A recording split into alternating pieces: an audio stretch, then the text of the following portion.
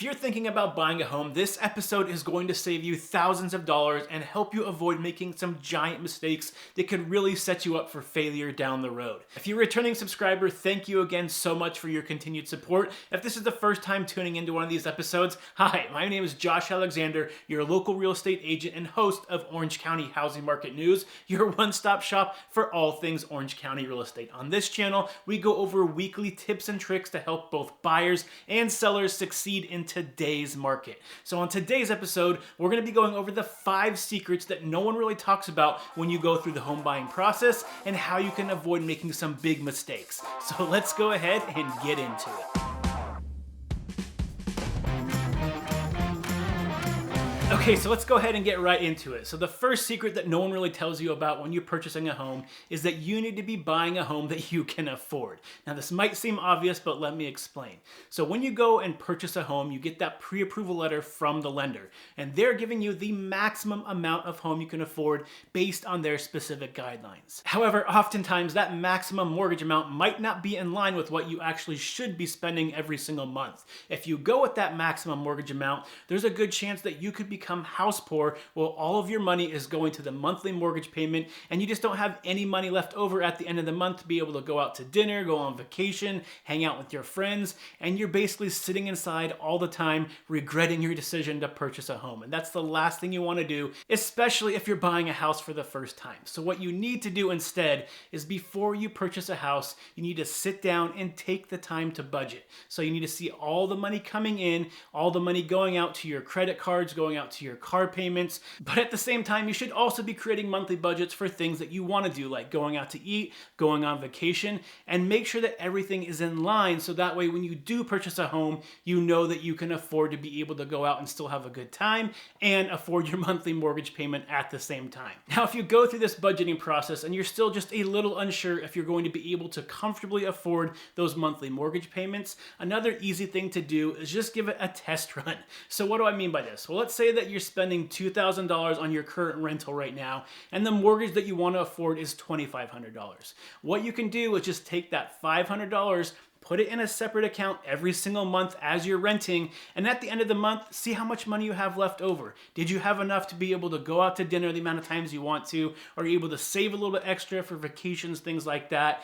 That will give you a very good idea very quickly if you're going to be able to afford that higher monthly payment. And if on the other hand, you're stressed at the end of every month by putting that extra $500 aside, it's probably a good sign that that monthly mortgage payment is not a good idea, and maybe it's time to put a halt on the home buying process unless you either increase your income, reduce your debt, or figure out a way in your budget to make it work. So the second secret that no one really talks about is that you need to make sure that you're paying attention to the school district when you're purchasing a home. When you buy a house in a great school district, it's not only going to help keep your home value more stable over the long run, it's going to be easier to sell, and you're going to be able to sell it for more when you decide to move locations. Now, even if you don't have kids, you're not planning on having kids, or you already had kids, they left, they're off to college, it's still extremely important to at least look at the school districts where you're planning on buying your home, because if you're in a good school district, your home value is going to stay more stable, and when you eventually go to sell it, it's going to be easier and a much faster process. So secret number 3 is that you don't need 20% down to purchase a home.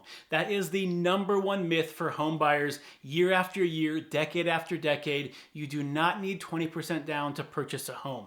Right now, there are plenty of programs out there that can help you purchase a home for 5% down, 3.5% down, 3% down, or even 0% down using a VA loan or some first-time homebuyer assistant programs. So if you've been waiting to try to get that 20% down, oftentimes it just doesn't make sense. In fact, I see it all the time where first-time homebuyers talk to the lender and the lender runs some scenarios for them showing them how much their mortgage payment's going to be with 5%, 10%, 15% down, and it blows their mind all the time on what little difference it makes when you're putting more and more money down. Yes, there are some benefits of putting 20% down. You're not paying private mortgage insurance, but private mortgage insurance is relatively cheap nowadays. So oftentimes there's just not a big enough difference to make it worth it to wait an extra 3 or 4 years to get that 20% down versus buying a home at maybe 10% or even 5% down instead. Now, if you don't believe me and you want to have a lender run the numbers for you, feel free to reach out to me anytime.